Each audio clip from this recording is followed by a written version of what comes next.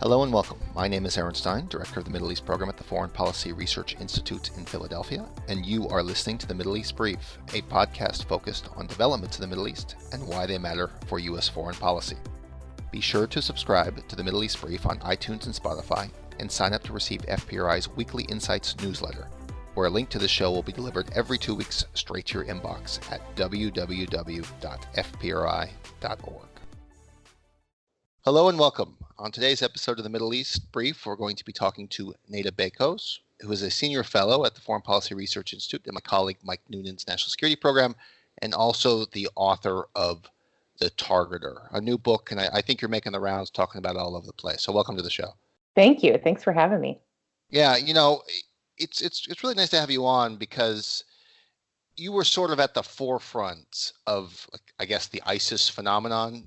And this is largely what your book is about, is talking about your time in the CIA, tracking Abu Musab al-Zarqawi, who obviously for people who follow this stuff is quite a well-known name, but perhaps you could start there and telling us, what it is that you were doing and why it matters for 2019 and the rise of ISIS. Sure. So I was working as an analyst at the CIA, focused on evaluating whether or not Iraq had anything to do with 9/11 and Al-Qaeda. So our team was charged with defining that question for the White House, the Bush administration, prior to the Iraq War and the invasion.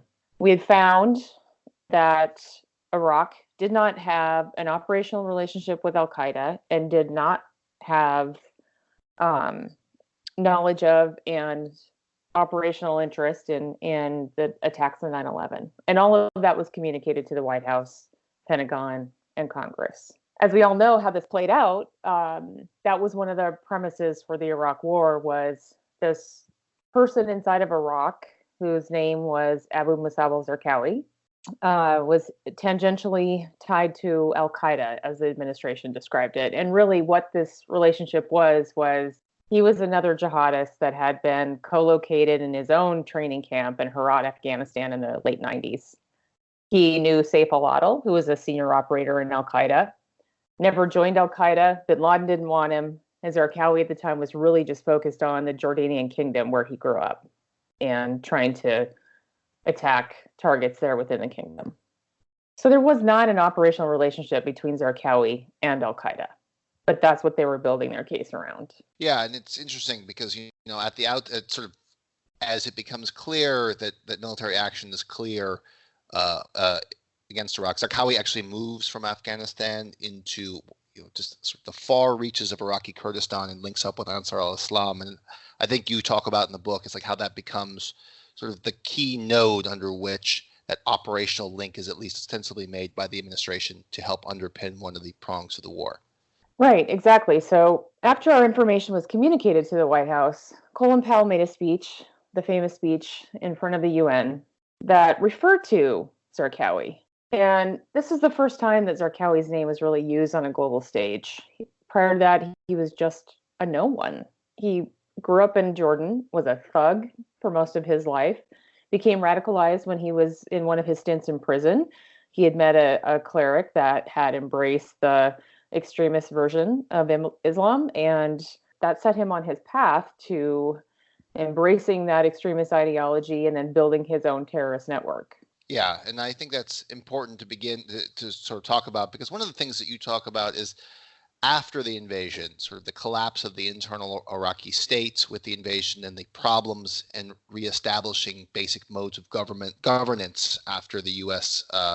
Begins to essentially administer the country, is what could have been had Zarqawi been targeted before the invasion, why he wasn't targeted, and then what he goes on to do. So while he is a thug, he actually begins to create the nucleus for the non-state actor, the Islamic State, that we went to war with beginning in 2015. Correct. And even prior to that, he built and ended up swearing bayat to bin Laden and built Al-Qaeda in Iraq. So he was one of the first major franchises of Al-Qaeda. And the governance structure right after the invasion, as we all know, didn't exist. And he really took advantage of that power vacuum. He was very focused on just fomenting chaos. So that meant he was attacking civilian targets. He was going after anything that was representative of Shia. He attacked a major Shia mosque in August of 2003. And he helped ignite this, what we termed as a civil war, which there, as we know, there's many or many issues and nuances around the conflict inside of Iraq. There was insurgents, Iraqis who were just either leftover Baathists or Iraqis that didn't have power and food and took up arms against the coalition. There were some Sunni Shia tensions. Zarqawi was taking care of that. And Zarqawi was also building his own foreign fighter network. So he was recruiting people to come inside the country and start building his terrorist organization. Yeah, and I wonder if you could talk a little bit about, how he then, morphs into like the leader of the most extreme parts of the Iraqi insurgency against the United States, and maybe, how he really sets in motion sort of the leadership succession that ends in Abu Bakr al-Baghdadi, who's still alive and who the U.S. is most likely, hunting down right now in much similar ways that you were doing back in, the pre-2003 efforts against Zarqawi.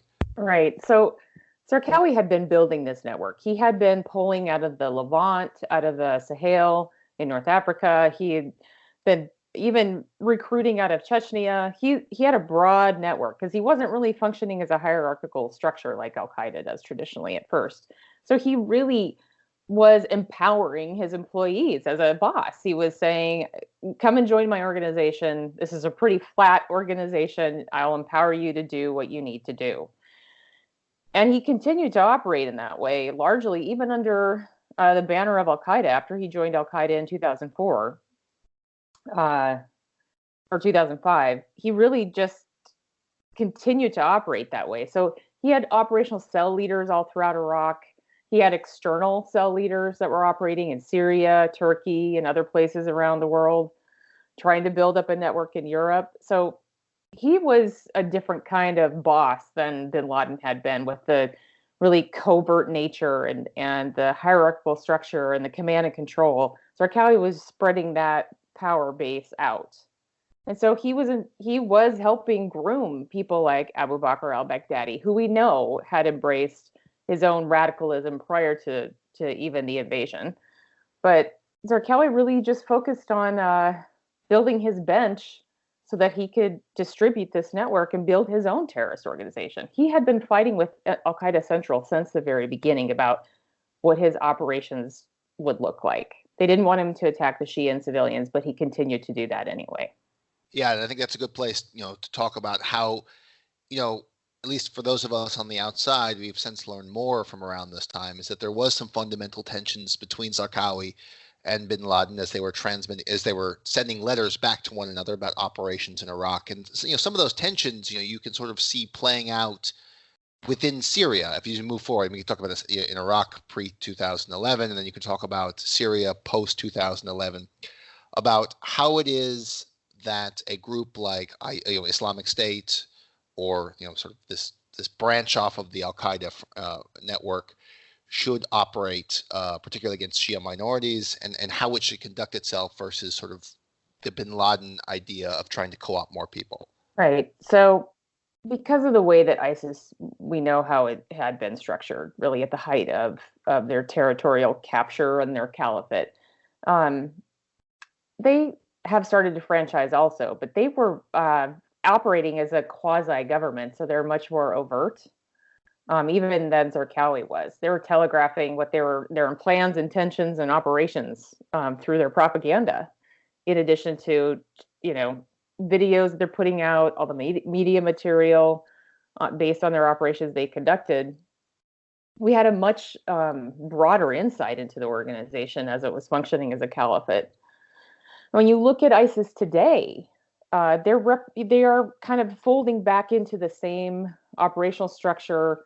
And it seems to be similar tactics that Zarqawi had been operating under, where they're empowering people to go out and build their own franchises of ISIS.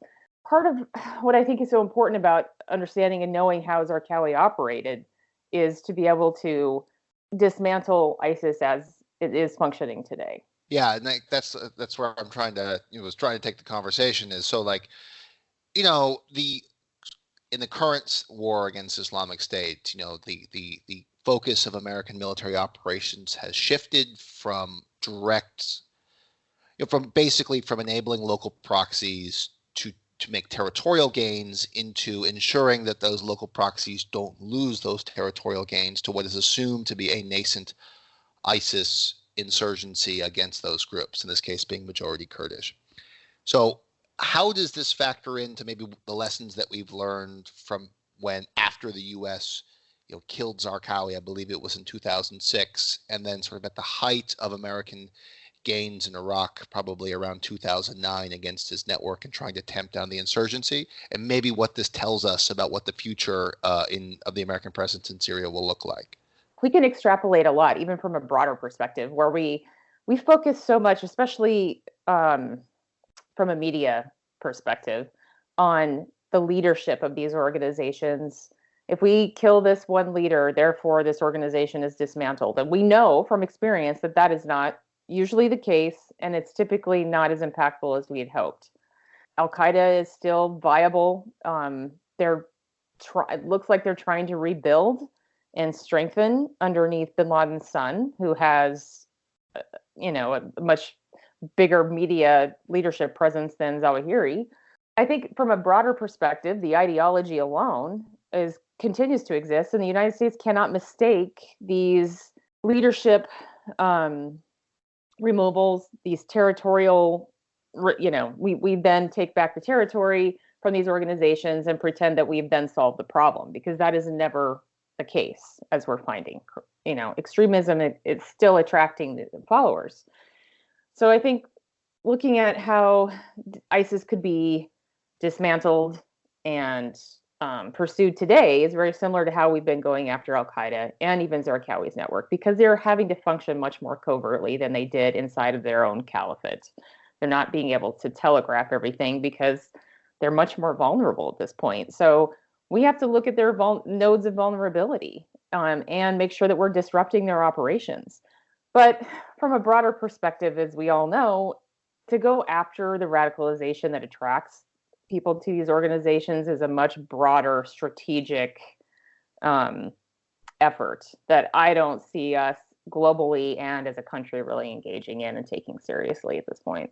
Yeah, I want to end with that question, but I'm going to focus right now on something that you brought up is the efforts to sort of decapitate these groups. One has to assume that the United States, perhaps with regional partners, most likely with regional partners, is hunting Baghdadi. I mean, so let's assume that eventually one day we're going to wake up to reports that he's dead.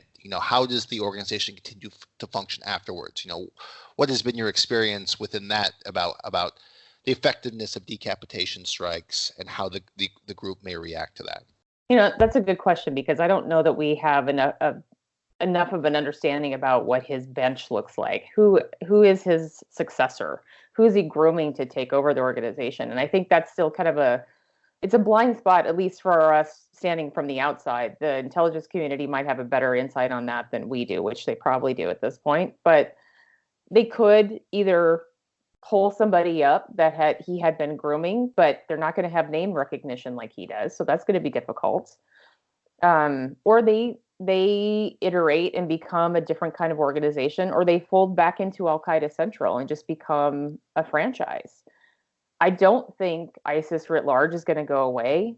They were, even regardless of their losing territory, and that is seen as defeat, they still have a brand that people can glom onto. I just don't see that disappearing overnight just because Baghdadi is gone. Which brings the second part. Is there's always this idea, and you mentioned it, and is that the U.S. needs to become more engaged and more focused on addressing. Some people call it the root causes of the attraction to these groups. Some people call it the drivers. So what would a more coherent American approach to address these drivers actually look like? And is it actually feasible? Does the United States have the policy tools to actually do these things? Or is something like targeting leadership just something that's fundamentally easier to do because we know how to do it?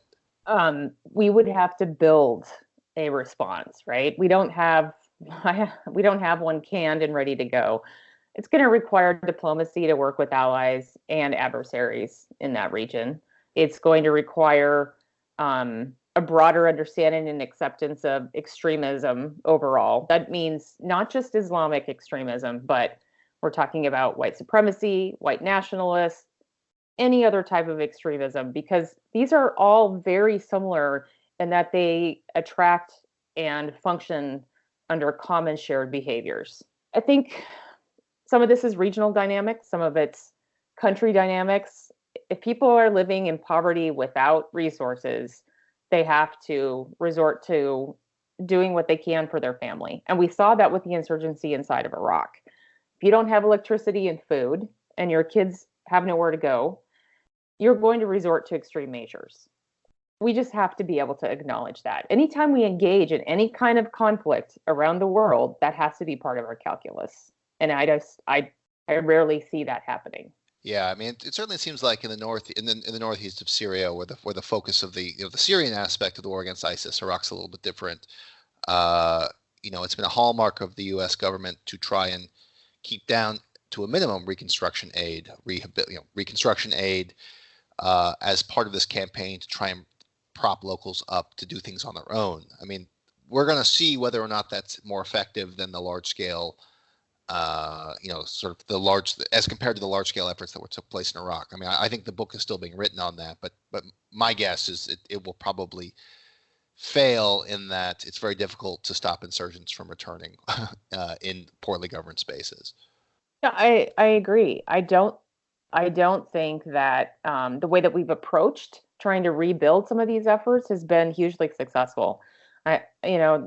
Harnessing government resources and pointing them in the right direction seems to be one of our most difficult problems to solve. Right. Yeah, no, it's a difficult thing. And, I would like to pivot just as we sort of come to the last third of this podcast here. Iran Iran factors into the Zarqawi story. It's sort of tangential, but it is there. It's one of the ways that he traveled, and there's constantly been sort of underlying murmurs, or at least more than murmurs. Article after article, and in some cases, books written about the Iran-Al-Qaeda relationship, and this is coming back now, right, with the tensions that's going on between the United States and Iran.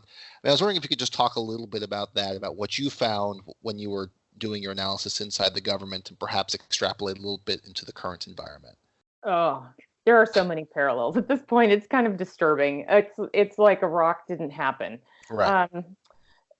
Looking at the rhetoric coming mainly from John Bolton, I think at this point, when he was speaking to press a couple of weeks ago, I don't see facts. I see a lot of I would say similar to what Vice President Cheney and some members of the Pentagon, like Doug Feith, had espoused prior to the invasion, where they're alluding to different types of intelligence that say this is an imminent threat. They're a bad actor, but they're not pointing to specifics. I see a lot of nuance of language being used, and it just sounds very much like the sound bites we were hearing prior to the Iraq War. I don't see a declassified version of a national intelligence assessment against Iran. I'm not seeing very fact-based briefings to press and to the U.S. public about what the imminent threat may or may not be.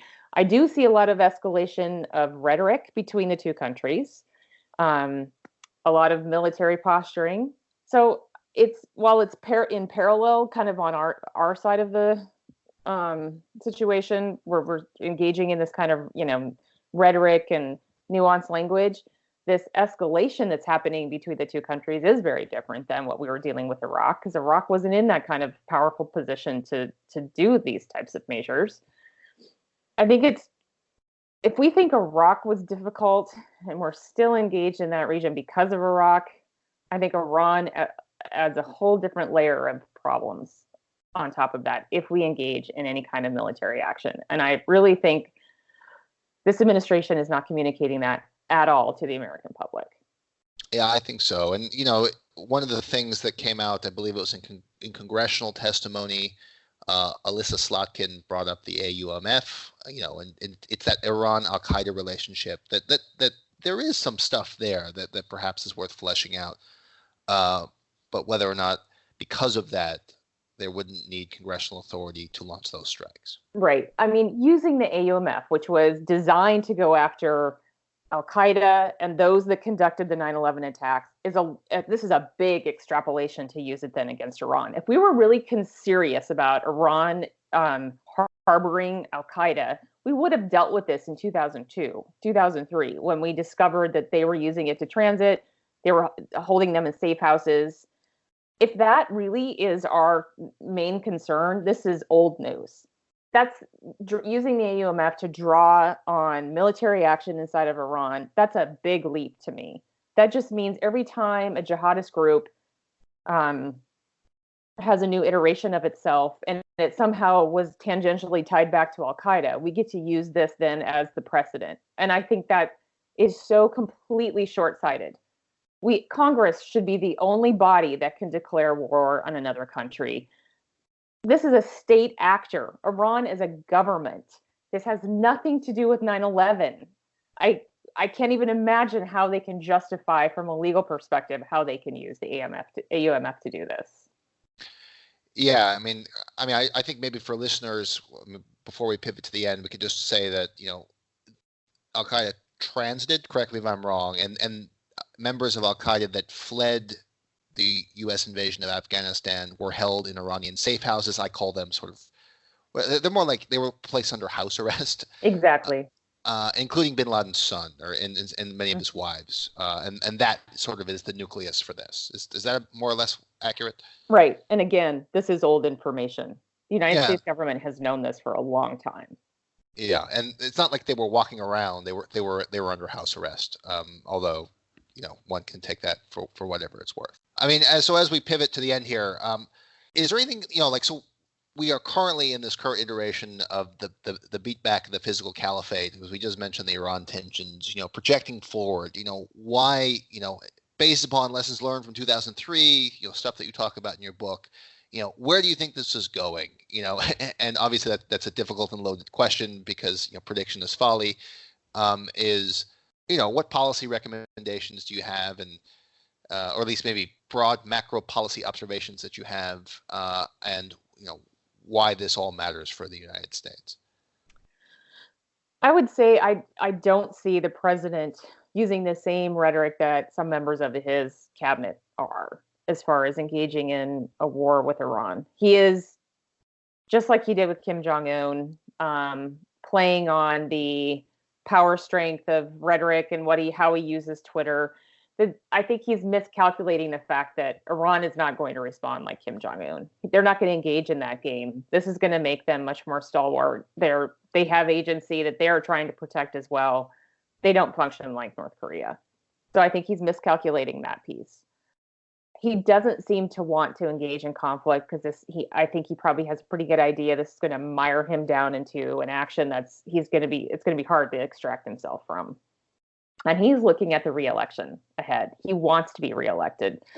So if he can have some semblance of control over John Bolton and possibly some members at the Pentagon and even Secretary Pompeo, I think it could be that, oddly enough, he is just kind of our last shield between us and engaging in some kind of irresponsible military action against Iran.